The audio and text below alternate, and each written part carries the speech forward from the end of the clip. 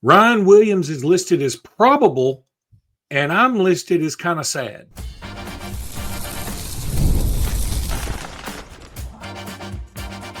You are Locked On Bama, your daily podcast on the Alabama Crimson Tide, part of the Locked On Podcast Network, your team every day. Hey, everybody, welcome back into Locked On Bama, AHSA Radio Network's Luke Robinson. That's me. Alabama internet legend Jimmy Stein. That's him. This episode is brought to you by FanDuel. I'll talk about FanDuel in just a little bit. Want to thank you every day for being there every day. Thank you, newbies, for being here today. And thanks, everybody, for making this your first listen every single day. You guys are the absolute best. So, Jimmy, you know, the SEC forces every team to put out an availability report. And, you know, you're just – there I am, just reading the availability report. Nothing big, no surprises. Yeah, here we go. Quay Russaw out. Okay, I knew that. Jamarian Latham out. Okay, I knew that. Drake Kirkpatrick out. Yeah, he's definitely out, but it's not for an injury. Caden Jones out. We knew that. Jeremiah Beeman out. We knew that. Danny Lewis questionable. Well, I've come to expect Danny Lewis is questionable for every game from here to eternity now. He's a squatter on the availability report. Yeah, you can't kick him out of there. And then the last one is Ryan Williams, probable. Now, you say, Luke, probable means he's probably going to play. It does, but it also slightly implies that he might not play, which is just getting to be, it's a nagging injury for him and a nagging concern for me. Maybe a bit more than nagging in the sense that now I believe they literally, if you get into the weeds on what the SEC requires, probable literally, I think if you dig into the weeds means there's a 75% chance he's going to play. I mean, I think it literally says that in the language. If you're like, what does that mean? Well, okay, so he's almost certainly playing, but there's a 25% chance he's not. So this is real. And it gets back to what we've been kind of hinting to or alluding to on the show since way back. Ryan hasn't really been 100% all year. You know, I hear his hamstring thing. I don't know. I mean, I'm not saying I know that, but I don't think Ryan's really been ready to go. And as we all know, let's just say that's right. And I don't know that it is. So this is very irresponsible. But that's one of those things that doesn't get better unless you rest it for multiple weeks. And the season doesn't really allow for that. So I'm not surprised in that sense to see him here on a probability, listing. But probable means he's likely to play. And let's remember, for as many people to say, oh, he drops balls, he's not as productive as he once was, his numbers are pretty good. His numbers are good. I hope he's out there. I hope he's out there getting better. And I think he remains part of one of the better wide receiver cores in this league. And, and again, probable to me, I know people will be a little panicky about it. I'm just very little 25% panicky about it. I think we're going to see him Saturday. 75% hopeful. I think we're going to see him out there Saturday. If I told you, for instance, let's just name somebody out there. If I told you, hey, Luke, 25% chance Megan Fox is calling you before midnight, you're probably staying up. Well, yeah, but that is much less likely. Well, if I just told you 25%, it is more likely. If I told you 25% chance, you're staying up. Just like is she really going to call? And what is she going to say? Ryan Williams loses both his feet in an alligator accident and still plays. There's a much greater chance of that than Megan Fox calling me on purpose. Well, like I could see her calling me on accident. Like I'm sorry, I meant to call somebody else. But it's just one of those. The Hollywood area code is 851, and we're 251. Yeah, I'm 256. I mean, Oh, you are 256. Yeah. Okay, so 856. She's like, well, I tried to dial 856. And by the way, if Ryan loses both feet in an alligator accident, I'm not thinking that's probable. It would be kind of ironic right here at LSU Cajun Swampy Week, but pretty much goes to doubtful. I'll say that minus feet. It's just like you kind of wonder if he's having one of those sophomore off seasons. I mean, look again. His stats people will aren't call bad. it a sophomore slump. People will No, call it's it, not a sophomore slump. slump, but it's not. He's hurt. He's hurt. He's hurt. It's not a slump. He's hurt. Sure, the drops thing, that's a for real discussion point. But it's not. He's been banged up. Let's give the kid a break. And thankfully, Alabama's deep as heck at the position. Jeremy, Rico, Lottie's back this weekend. By the way, that's a big thing for me. I've got I hate to say breakout game because all Alabama fans are all very aware of Lotzier Brooks. I think he's got a big game coming Saturday. This is what's coming. I love him lined up in the slot. Again, by the way, Harold Perkins a little banged up. I think. Have you seen LSU's availability report? Yeah, in fact, I'll tell you that one. And that's another thing I was going to say. Lottie Brooks, who has been about like Ryan Williams without the Georgia moment. I mean, he hadn't scored a touchdown, but he's made all the clutch catches. He's back. I also wonder if we should get Ryan Williams emotional Lottie's support, not even on the animal, some icy hot or something. On the Lottie's LSU, not on the availability report. no, right? he's not. But he's not even on it. So he's good.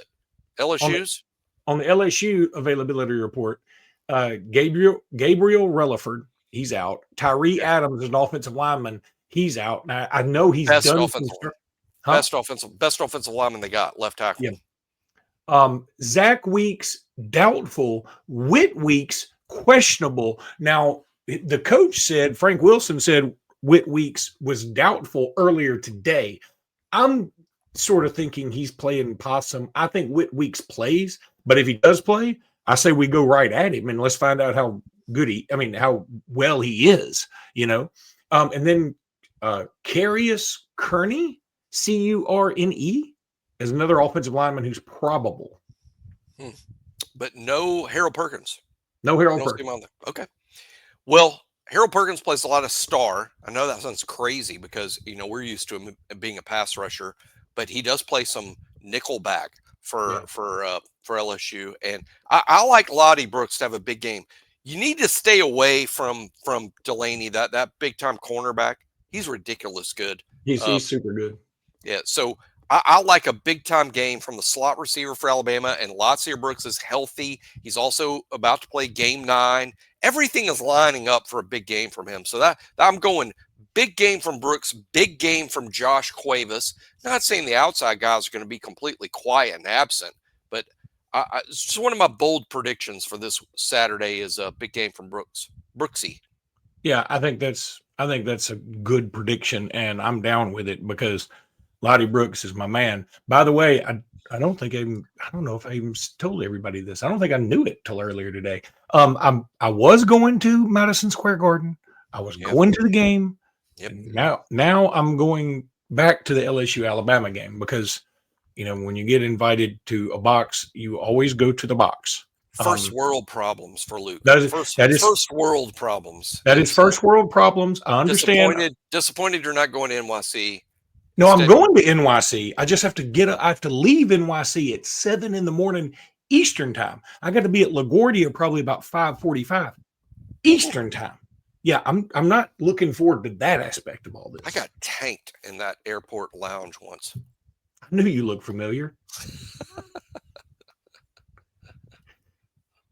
Got to talk a little Supply House now. Supply House. Happy to have them back. When the opening whistle blows on a new repair, get your crew moving forward with Supply House. Order today and see parts on your doorstep tomorrow. Over 280,000 plumbing, HVAC, and electrical items from the most trusted brands in the business. Their real-time inventory and honest lead times keep you from punting projects, while their industry-leading customer service always has your blind side covered. Join the free Trademaster program today from Supply House and score serious perks like priority shipping, lower prices, and a dedicated support line. Visit supplyhouse.com to sign up for free and use promo code SHCollege5. That's all one word and the number 5. Don't spell it out. SHCollege5 for 5% off your first order. That's supplyhouse.com. Real people and, of course, real service. Jimmy Stein guarantee. All right, so the visitor list for this weekend is bananas. I mean, it's a who's who. Well, you're going to the game. Yeah, that's a big deal. I mean, maybe everybody's sitting in the box. That'd be great. But the visitor list is huge, and it's mostly 27, 28 guys, of course, because I mean Jimmy and I have talked about this. We're pretty full on 26. I mean, I think one guy, Gash. And we may lose Brian Williams in favor of Gash. So I mean, it really doesn't like add to the class. You know what I mean? I'm not saying not doing too much. I mean, 26 pretty set in stone. We're worried about. I mean, I'm a little worried. I'm a worrier. JJ Finch, he's mostly JJ Finch's 3-star rating is one of the most ridiculous things in this cycle. He's a 3-star, and people go, "Oh, he's a 3-star." Who's trying to steal him from Alabama, Ohio State, Tennessee? All these elite programs are just doing everything they can to steal this kid who's a 3. That's the worst miss in the Alabama class of the recruiting rankings. JJ Finch should be a national top 150 guy for sure. Well, it does seem like 4-star. It does seem like he's not. Everything that I've seen from him doesn't make me think he's wavering. So I mean, I don't think so, but he's listening. But I mean, they're all listening. So let's just talk. Look, I'm trying to keep positive here, bro. So how about this? I think he's sticking. I really do. This is courtesy of Andrew Bone. So the current guest list right now for Alabama is 20 of the commitments are coming in. 27 top 100 dudes from classes 26 through 28. 10 5-stars are coming in. 8 of the top 25 for the 2027 class. And then he adds 1 official visitor. I mean, is he saying that all these other visits are unofficial? They're all unofficial except for Gash, right? They're all unofficial visits except for Gash. Okay. Gash has any school thought to do this? And I'm sure they all do. What about a red carpet? Like the Oscars? Oh, that's been done. Yeah. I mean, it's just too obvious. Yeah. But do you ask them to get dressed up and have tuxes and their moms and their girlfriends and the big fancy, dresses? That'd be cool. That would be cool. And have like a coach escort the mom down, like dressed in a tuxedo or something. I could see that. That's good. Now, by the way, he updated this at 5:14. I didn't see it till right now. Rashad Streets from Millbrook is an edge who's in, and he's a top 100 guy. And KJ Green is also coming in, and I didn't see where exactly he's from, but I'm about to find out. He's from Stone Mountain, Georgia. He's another edge rusher. So, by the way, the edge rusher that you and I really liked, whose name I think his last name was Franklin, who's like 6'8", he ended up committing to South Carolina, I believe. Yeah, Alabama dropped him when they took Corey Howard. Yeah, I mean, and that's part of the 26 group. There's only room for so much, and I know people say there's 105 scholarships now, not just 85. Room doesn't mean scholarships and roster limit. Room means revenue share. Yeah, rev share. It gets all spoken for, and there's no money left. And sure, a kid can agree to come in for no money, and that might happen, but it's not realistic for most kids. No, it's more rare than good tuna to have somebody that can get paid come in and say, don't need the money. I mean, they're going to want something, and you have a budget, like you said. So, and look, you and I both like the guy. It's not like we don't think he's good. And when you say Alabama dropped him, people automatically think, oh, Alabama drops everybody they don't get. No, it's we got another dude that we were heavily pursuing, and this guy is more of a project. You and I admitted that he was more of a project. But the bottom line about this weekend, so it's going to be just another star-studded weekend. It's a golden opportunity for Alabama. The only this sounds so silly. You're turning down New York City for this. Huh? You're turning down New York City for this. Well, I wasn't going to turn down New York City to sit with the great unwashed, as they say. Of course. I'm teasing. I'm usually in the great unwashed. I usually am unwashed, period. But the only thing that worries me a little bit, and tell me if I'm just being silly. Okay. I worry that this game's going to be so hype, so nuts, that we're going to be a little drained for the next week, which is arguably the bigger game. It's not crazy because I could see LSU being more emotional while the Oklahoma team is better than LSU's team. For instance, this LSU team is very good on defense. Oklahoma's better.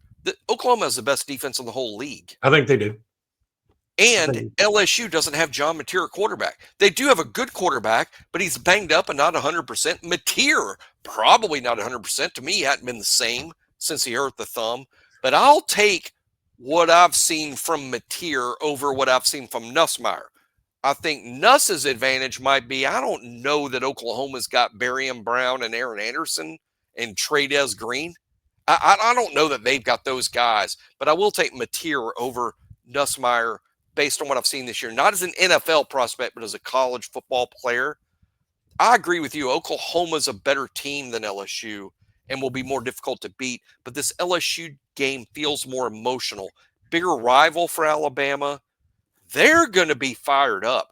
I mean, I hate piling on the Brian Kelly thing. I think I respect Brian Kelly more than most, and that's neither here nor there. But what I say is, I don't think these LSU players are likely to be sad or upset that BK is gone. I think they're kind of excited to play for Frank. So Wilson. It's Frank Wilson. Yeah, well, you know what? So like Billy Napier at Florida, I think those players miss him. They like him. Yeah. And they like playing for Billy. I don't think the BK thing is the same. Now, in fact, that's what I said today on Doug Amos's show out of Montgomery. I said, he said, do you think LSU will get the interim coach bump for this game? Kind of, everybody always references UCLA. And I'm like, yeah, but, UCLA was a different scenario. I mean, first of all, Penn State comes in completely crestfallen because they screw up again. They can't beat a team they're supposed to beat again. And then they go all the way across the country. And by the time they woke up, it was not for them. It was, the time change was so funky and weird. And they get there. And by the time they woke up, it was too late. And, we've seen that happen before. And I think that also for this particular case, I think that the LSU's been sort of a downward spiral. They had the world at their feet at the beginning of the season. They beat Clemson. Everybody's like, oh my God, this team's national championship. Then we slowly find out Clemson's not great.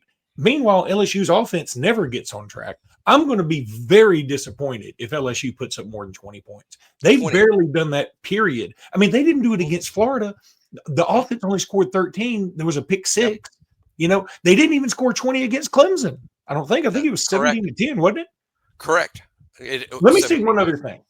I keep hearing everybody talk about this, that, Hugh Freeze. And by the way, I said Hugh Freeze, I said Auburn may be more likely to get the interim bump because Hugh Freeze has been such an Eeyore all year. The officials don't like it. We can't catch a break. And now you got DJ Durkin who's sort of like, let's go out there and make our own breaks. So I think they may get a bump. So, but I don't know if LSU will. Now, the other thing, everybody has talked about how good this Auburn defense is. And I'm not saying they're not. They're really good. But they keep throwing out this stat. Auburn's one of 3 teams, I think Indiana and Ohio State are the other 2, that have not given up more than 24 points this year. 100%. You can't deny it is stats. But you know what? Alabama gave up 31 to FSU, and since then they haven't given up more than 24. And they've played tougher teams, and they played Tennessee, who's scoring out the yin yang. So while we all have sort of taken our shots, including me at Kane Womack, I think it should be recognized. You can't just make Florida State go away, but you can say all you could do was pick yourself up by the bootstraps. People still have bootstraps. Pick yourself up by the bootstraps and kick butt from that point forward. And that's what Kane Womack has done for the most part. Agree totally. And how about this take about, this interim coach bump? And this is something that I think that's a phrase we're hearing for the first time in 2025. And I'm not sure how accurate it's going to be over time. LSU's problem has been on offense. That's their problem. So they fire Brian Kelly. They fire Joe Sloan, their OC. and all the changes on the staff have been on the offensive side. I feel a bump for them is coming. The defense has been fine. They have to tweak a thing over there. I mean, Blake Baker's done a great job. The defense doesn't have to change a thing. They're fine. All the changes are coming on offense because that's where they've made all the changes. I would say Auburn's bump may not be coming because who did they elevate? The defensive coordinator. But that stuff's fine. That stuff's fine. Now, of course, Derek Nix, I think, is going to be the new Auburn OC. That's a change, though he's been on the staff, but he's not in charge. DJ Durkin's in charge. I just feel like Derek Nix isn't going to fix Auburn's offense, but LSU's going to tweak their offense. And we all know LSU's got better dudes. Well, and LSU also had an off week, so that could help some. Yes. Now, the thing I'd say about that is LSU also had much higher goals. And so to sort of regroup and say, okay, our goal now is the Citrus Bowl, everybody, yay. Auburn doesn't have Garrett Nussmeier. Auburn really does have like, hey, our goal is the Birmingham Bowl. Yay, let's do something. I'm not sure Auburn has Michael Van Buren. No. I was going to say that too. The other thing, the only thing that I would say Auburn may not get a bump by is because while LSU may get a bump, because if you can unlock Garrett Nussmeier's potential and Darian Brown's potential and Harlem Berry's potential, if you can unlock that, you got a squad. But I don't know that there's even a key made for Jackson Arnold or Ashton Daniels' potential. So I don't know that it matters. If your quarterback's not good and your offensive line isn't good, I don't know that it's going to matter what kind of change you make. I mean, again, I could make the case both ways, but here's hoping that if one of them does get an interim bump, it's Auburn and not LSU.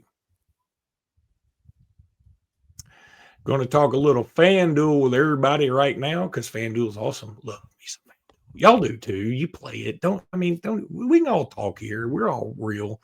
And I'm just killing time until I find the FanDuel thing. We're all adults. Hey, we're all adults. While Luke finds the FanDuel read. The NBA is back. And there's no better place to get in on the action than FanDuel, the official sports betting partner of the NBA. Even if you missed the start of the game or you want to ride the hot hand, FanDuel has live bets on everything from who will score next to fourth quarter comebacks. Plus, you can even combine your live bets into same game parlays for a shot at bigger payouts. It just keeps every game exciting. That's what you want. Right now, FanDuel is giving new customers 300 in bonus bets when your first $5 bet wins. Can you believe it? I can, because it says it right here. So head to FanDuel.com to sign up and play your game with FanDuel, the official sports betting partner of the association. Oh, God. We're going to get in so much trouble. Everybody knows what the association is. Okay, that was an ad lib, the association. Y'all know what the association is. We're going to do our predictions on Friday's show. So, you know what? I was thinking it'd be kind of cool to talk about this. Look, Stephen Willis, speaking of bold predictions, Stephen Willis from Locked on Ole Miss, he had just a moment last night on the squad show as we taped it. It'll be out Thursday. I hope everybody listens to it. Stephen Willis, he said this just out of the blue. We're talking about predictions for Alabama-LSU. He said, I predict Michael Van Buren comes in the game. That's LSU's QB2, and leads a drive down the field and scores and makes the game tight.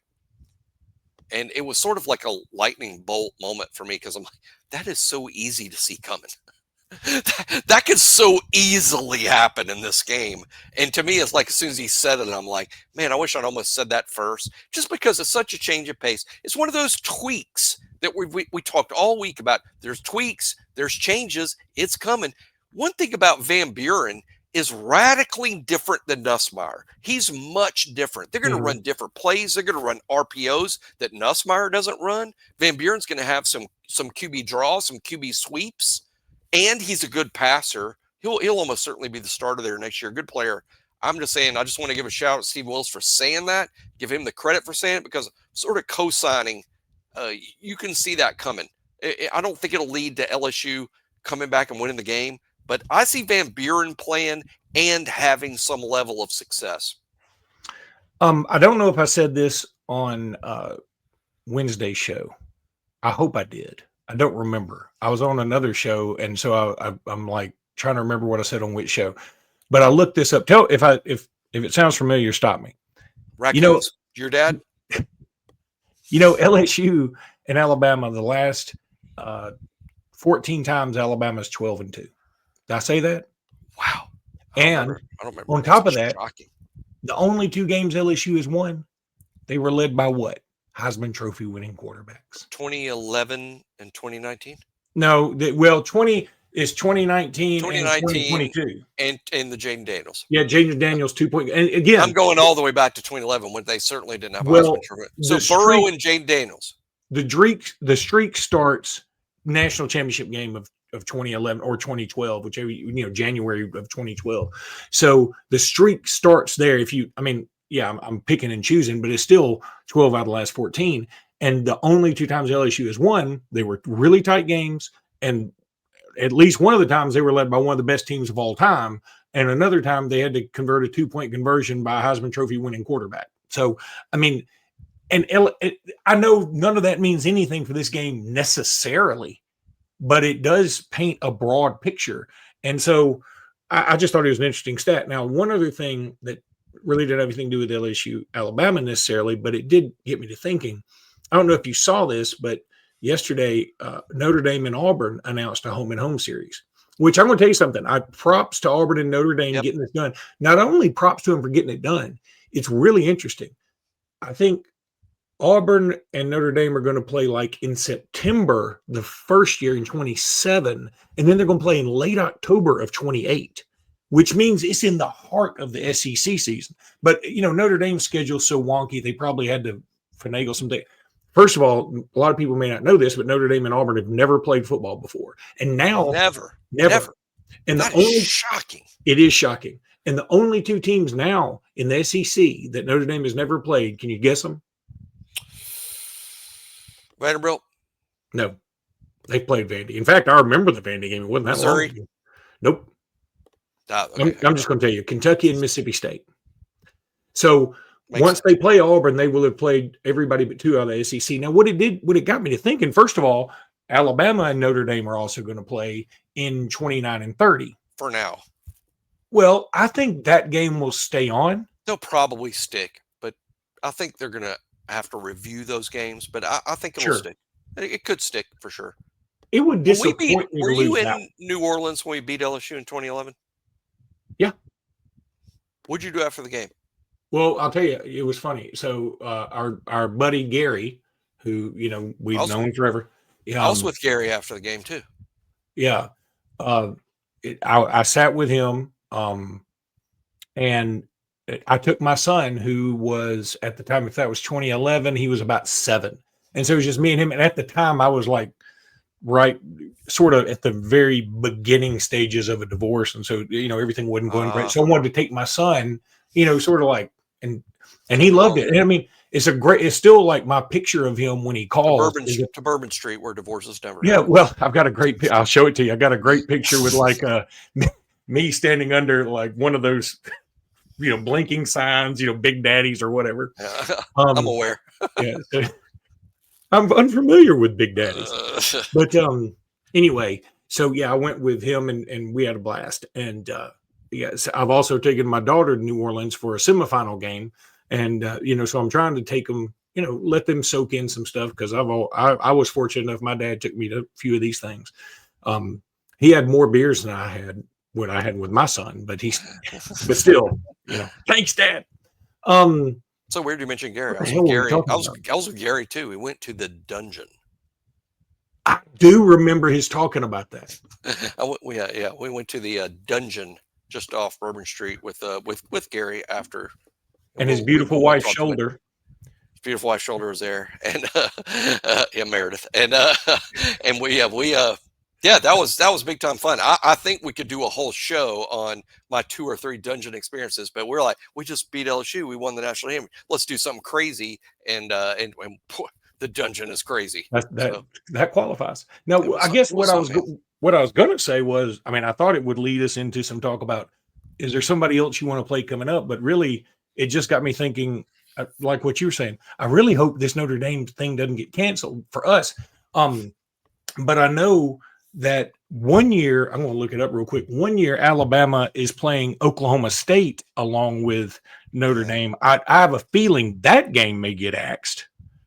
the Notre Dame game may get axed. I mean, excuse me, the Oklahoma State game may get axed. I don't think that Notre Dame will. Now I'm going to pull up Alabama in 2030, because there was somebody else, that Georgia Tech. I don't see us playing Georgia Tech and Notre Dame with a 9-game SEC schedule. No, I agree with that. And who I want to play, I know this is going to bore people, but who I would like to see play, because I think it'll be, instead of playing Eastern Illinois, how about some traditional FCS interesting team like Grambling? I think would be cool. I'm down with that. Or Florida A&M, or something a little out of the ordinary that's fun, instead of just, I mean, obviously, I get why we schedule an FCS team, and I want to continue to do that, but I'd rather play Grambling than playing Eastern Illinois. I'd also like to play a service academy. Now, I know a lot of people are going to say, no, the way they play, the style of play, and the cut blocks, and the wishbone, and all that. I still think it would be infinitely cool to invite the U.S. Navy and the U.S. Army or the Air Force Academy to Tuscaloosa for a game. I think would be super cool. I also think you get a gazillion PR points for that. But now there's the one thing about playing Grambling, and I've thought about that too. The only issue with that I could see would be, what about an in-state HBCU? Yeah. What if they'd say, hey, wait a minute, if you're going to play HBCU like that, why not play Alabama State or Alabama A&M? Everybody else has. But here's the problem with that: if we play A&M, Alabama A&M, or we play Alabama State, next thing you know, somebody's going to say, "Why don't you play South Alabama? Why don't you play Sanford? Why don't you play UAB?" And we don't want to do that. And everybody, I mean, all my Auburn friends are like, "Why don't you want to do that?" I'm like, because if you start it, you can't stop. And there's no win for Alabama in this situation. There's no win. The main reason I won't play Grambling, or say, because I'm old, but Bear Bryant was the winningest coach. That was topped at some point by Eddie Robinson of Grambling. Yep. I think that's the tie-in to me. I think that'd be wonderful. Bear Bryant versus Eddie Robinson. And it is a throwback game, because I don't think today in 2025 Grambling's a HBCU superpower. I don't think they are what they were, but it's such a fun throwback to the 70s, the 60s, and or even play Jackson State. But I'm with you. I don't mean to open the door to playing the smaller schools in Alabama. And one thing for, like, why not play those? I agree with anyone that says that. I get what you're saying, but the University of Alabama does not owe them. You don't owe them. We don't owe them anything. And you know what Michael feels Scott, like you're obligating us to something that we're not obligated to. You know what Michael Scott said to Jan when he said he wanted to fire Toby? She said, "You need to fire him with cause." He said, "I do have cause. It's because I hate him." And so when I'm telling you, hey, Luke, you got to have cause to not want to play in-state schools, it's because I don't want to. I can't really explain it. The argument about playing them and keeping the money in state, blah, blah, blah, makes sense. I just don't want to do it, because I don't think it'll ever stop. Alabama's not obligated to do that. I think Alabama should do. University of Alabama should do what's in the University of Alabama's best interest, not quote the state of Alabama's. In terms of keeping the money in state, the University of Alabama generates a buku of money for the state of Alabama. Now you're saying they're obligated to do even more? I think University of Alabama is good on what they do for Alabama, but I just want interesting matchups for fans about, if we're going to continue to play an FCS school, do something a little interesting. And I don't think Eastern Illinois is interesting. Grambling would be. Grambling would be. I got an idea. How interesting would Tennessee Martin have been this year? Yeah, that'd be fun. That'd be fun. And we've played, I think, haven't we played UT Martin before? Well, we have, but I mean, for people who don't know, Ty Simpson's dad is the head coach there. Yeah, that would have been fun, except for the Simpsons. I don't know if they would. I don't know that they would have loved that. Although Jay Simpson would have gotten to see Ty play. He doesn't get to do that every Saturday because he's sort of busy. So I think that's cool. And that's that's fun. I don't think Eastern Illinois is fun, though I do think the game against an FCS opponent is necessary. That would have been so cool though. Like in the intros, you do the Simpsons, like the Simpsons, and Ty and his dad come out. That'd be kind of funny. Did you get your Morgan Wallen? Did you get your Morgan Wallen tickets today? I have not. I'm not 100% sure who Morgan Wallen is. I'm not but you know. Oh, I know. Oh, I know, and I'm there. You know how crazy is this? Big stadium, right? The tickets we got for Morgan Wallen, 7 rows right beneath the same seats I've been sitting in since 1994. That is nuts. Yeah, it is crazy. Yeah. All right, that's going to do it for today's pod. We'll be back tomorrow with predictions. Until then, roll tide, everybody. Roll tide.